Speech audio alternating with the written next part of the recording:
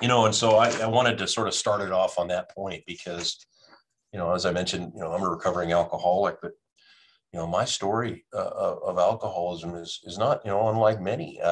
It's so common. We know that about 1 in 8 Americans suffers from alcoholism, some kind, something like 1 in 6 of various addictions. Generally, it's very prevalent in our society.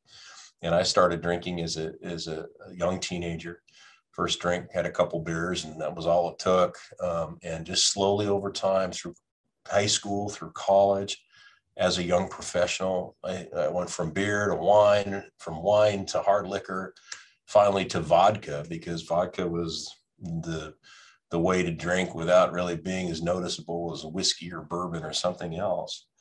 And over time, that need to drink, it just sort of escalated. And then it got quicker, and then it even quicker yet, and it almost exponentially worse. And by the end, I was drinking about or almost a fifth of vodka every day. So I went from just a couple of beers to what is a fifth is 22 ounces of alcohol every day. And the scary thing is, it didn't really seem like it was progressing, but for a handful of incredibly dedicated and just talented individuals in my life, I don't think I would have been able to stop drinking. I think quitting drinking for me was maybe the hardest thing I've ever done. And I've done a lot of crazy stuff. I've run for statewide office. I mean, I think quitting drinking was the hardest thing, because what happens up here in your mind with addiction, it's not just like, hey, Joe Schmo, you need to stop drinking. Your life would be a lot better. It isn't that simple. And I don't think people who aren't in the disease or affected by the disease understand that. Stopping drinking is incredibly challenging, but it's doable. And we know it is.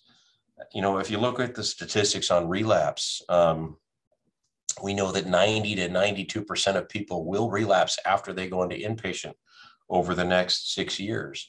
But we also know that if they can get through that first year, it's about 50% or so will relapse. After that, it drops dramatically. You get down to 3 years and you're down around 20%. 5 years, it's less than 15% chance of relapse. So I think the important thing is we never give up on anybody.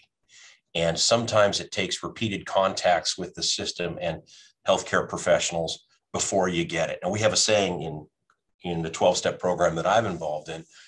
We say, you get it when you get it. You finally get it when you finally get it. And sometimes it takes time. I know a lot of people that went to treatment and boom, they never drink again in their entire life. And that's amazing. And I love those people. I was not one of those people. I had a handful of relapses.